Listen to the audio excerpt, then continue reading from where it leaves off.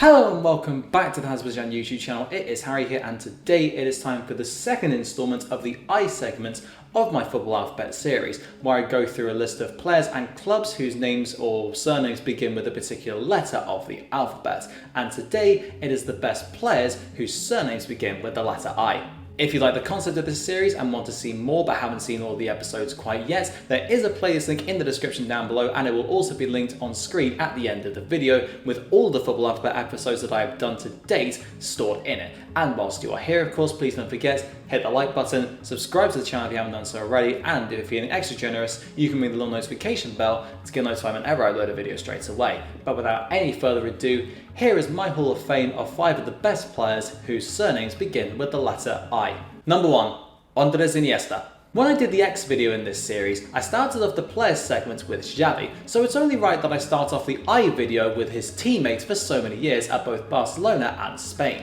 Andrés Iniesta. Born in 1984, he actually began his youth career at Albacete before switching to Barcelona in 1996, after impressing at a tournament where he caught the eye of Barcelona's youth team coach. He was earmarked as a special player from a young age, and not long after Iniesta joined La Masia, Pep Guardiola famously told Xavi, "You are going to retire me, this lad is going to retire us all." Iniesta made his debut for the senior team in 2002, and after 2 seasons of bedding in, he began to take his place as a regular fixture in the Barcelona team under Frank Rijkaard. Primarily a central midfielder, he could play anywhere across the midfield spine or on the left flank, and despite not being extremely quick, he was agile on the ball, incisive in the pass, and intelligent in his movement and reading of the game, knowing when to slow play down or speed it up to create a chance for his teammates. Under Guardiola, he formed a part of a legendary midfield trident alongside Xavi and Sergio Busquets, helping the Catalans win 13 trophies in just 4 years, including an unprecedented sextuplet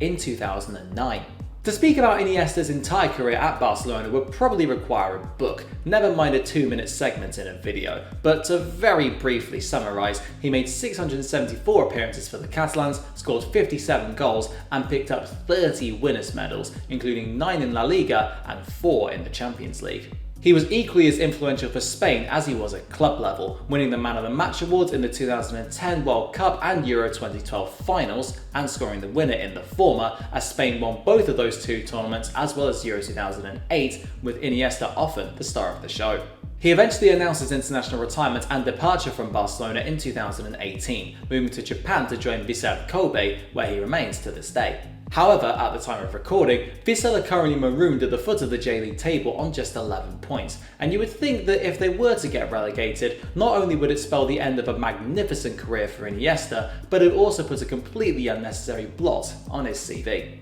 Number 2. Zlatan Ibrahimović. One of the most love-hate figures in world football, Zlatan Ibrahimović undoubtedly has an ego the size of Siberia, but unlike many other footballers with such inflated egos, he has had the talent and career to back it up. Born in 1981, the Swede made his professional debut for Malmö in 1999, although he had been scheduled to go on trial with Arsenal the year before, but he had turned it down, saying later on, "Zlatan doesn't do auditions." After showing promise for the Swedish side, Ajax snapped him up in 2001, where he continued his development, scoring 48 goals in 110 games across 3 years before he transferred to Italian giants Juventus. He won 2 Scudetti whilst in Turin, but after the Calciopoli scandal saw those titles revoked and Juventus demoted to Serie B, he moved to Inter Milan and played a pivotal role in 3 consecutive Serie A crowns, bagging 66 goals in 117 games. A notoriously abrasive and hot-headed striker, Ibrahimović is very tall but has a slender build, which gives him phenomenal agility on the ball and quality in the air, as well as possessing a cannon of a right foot. His self-confidence has played a big part in his media persona and aura, frequently referring to himself either in the third person or as a lion, and getting into spats or fights with officials and even teammates, most notably with Rafael van der Vaart at Ajax and Oguchi Onyewu at AC Milan. His ego came to the fore again when he moved to Barcelona in 2009, where despite scoring 22 goals in 46 games, he never really fitted into Guardiola's system, leading to Ibrahimovic's quote of Pep supposedly buying a Ferrari but driving it like a Fiat. He was loaned to AC Milan in 2010 and transferred there permanently in 2011, where he continued his stellar goal-scoring form and won another league title. But just a year later, he became the first marquee signing of PSG's Qatar project alongside Thiago Silva and went on to become the Parisians' all-time top goal scorer with 156 goals in just 180 games, including 50 in 51 in his final season there in 2015-16, although he has since been overtaken by Edinson Cavani. By that point, he had won a league title in every season barring 2 since 2001-02, if you include those he won at Juventus, but by joining Manchester United in 2016, that run inevitably came to an end. He still stood out in that United side though, scoring 28 goals in 46 games as they won the League Cup and the Europa League, but a severe knee injury looked to have spelled the end for the 121-capped Swede at the highest level. He moved to the MLS with LA Galaxy in 2018, where he inevitably became a superstar, but in 2020, aged 38, he made a shock return to Europe by rejoining AC Milan. He has averaged almost a goal every 2 games since returning to Milan in spite of his age and, according to the man himself, playing without an ACL for the last 6 months of their 2021-22 title-winning campaign.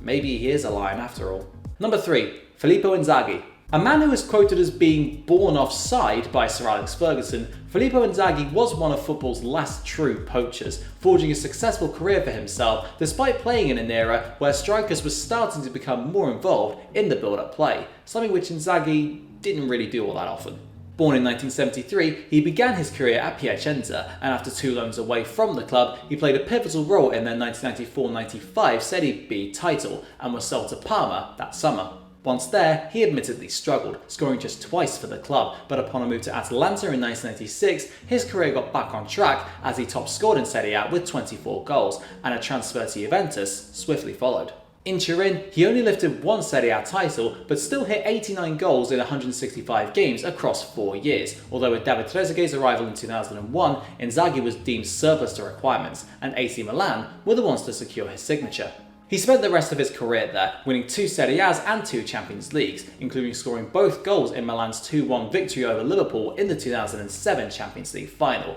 although he did become very injury prone whilst at the San Siro, averaging under 20 league appearances per season in his 11 years there, but still managed to net 126 times in exactly 300 games for the club. A striker who was not blessed with too much technical ability, Inzaghi had an instinct and a knack for being in the right place at the right time, which served him well, either playing on the shoulder of the last defender or sniffing out chances in the penalty area before smashing the ball home. His style of play led Johan Cruyff to remark, "Look, he can't actually play football at all, he's just in the right position," which is a bit harsh in my opinion, but the 2006 World Cup winner certainly made the most out of what he was good at to forge a great career for himself. Sadly, this hasn't transferred over to the dugout, as he had 2 unsuccessful spells in Serie A with Milan and Bologna, and in March 2022, he was sacked by Brescia. However, he was apparently reappointed last month as the club's owner, Massimo Cellino, apparently broke a clause which stated that Inzaghi couldn't be sacked if Brescia were in the top 8 of Serie B. Brescia were in 5th when Inzaghi was relieved of his duties. But this is Cellino we're talking about, so are we really surprised? Number 4. Dennis Irwin. One of Ireland's greatest ever players, Dennis Irwin was a consistent, 2-footed, versatile and dependable fullback who was an expert at set pieces and became a cult hero at Man United. Born in 1965, Irwin actually began his career at Leeds, but after falling out of favour, Joe Royle signed him for Oldham in 1986, and the Irishman has credited Royle with reigniting his career. After more than 200 appearances for the Latics, and after helping them reach the 1990 League Cup final and FA Cup semi-final, Sir Alex Ferguson brought him to Manchester to the tune of £625,000, a fee which, over the course of the next 12 years, proved to be an absolute bargain. Although primarily right-footed, Irwin played at left-back throughout his time at Old Trafford, but he rarely put a foot wrong across his 529 games for the Red Devils, making 40-plus appearances in all competitions in 8 of his first 10 seasons there. He was a key figure as United began to establish their dominance over the English game, winning 7 titles in 10 years from 1992, as well as 2 FA Cups, a League Cup, a European Cup Winners' Cup, and the Champions League in 1999. Ferguson would later call Irwin one of his best ever signings, and that if he were to make an all-time 11 of players he managed at United, the fullback, who won 56 caps for Ireland and featured at the 1994 World Cup, would be the only certainty to make the team. He departed in 2002 to join Wolves, whom he helped win promotion to the Premier League in 2003, but after relegation the year after, he retired, and since then he has worked for MUTV and RTE Sports in Ireland as a pundit. Number 5. Paul Ince. Another ex-Man United player, the third to feature, takes up the final spot in this video, and that player is Paul Ince, aka the Governor. Born in 1967, he joined his boyhood team West Ham in 1982 and made his debut for them at the age of 19, before becoming a regular starter from the 1987-88 campaign onwards. Blessed with tremendous pace, stamina and technical ability, Ince was a fantastic all-round central midfielder who could tackle well, dictate the tempo of the game and unleash powerful drives from range. But despite his brilliant displays for West Ham, the club were relegated in 1998-99 and Ince departed for Man United, in a move which Hammers fans have never forgiven him for. Across 6 seasons in Manchester, Ince became one of the best midfielders in the world, guiding United to 2 Premier League titles, 2 FA Cups, a League Cup and 1 European Cup Winners' Cup as their midfield linchpin. However, he had a problematic relationship with Ferguson throughout his time at Old Trafford, and in 1995 he was sold to Inter Milan for £7.5 million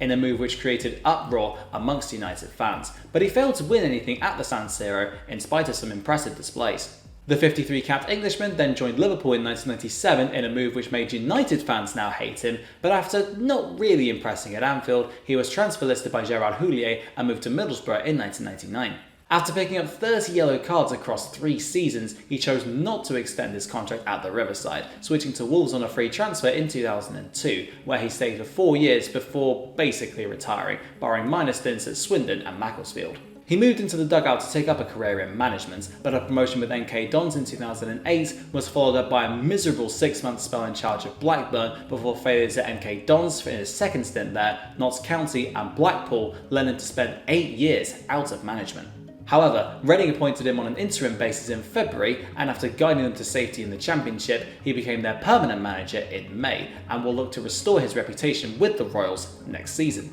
And that just wraps up today's video, looking at 5 of the best players whose surnames begin with the letter I. If you think I missed any out, let me know which ones down in the comments below, and if you enjoyed this video of course, please don't forget, hit the like button, subscribe if you haven't done so already, ring the notification bell to get notified whenever I upload a video, and check out all the other Football Alphabet videos in the playlist that is linked about here-ish or in the description down below. Thank you very much for watching, and until next time, I will see you then.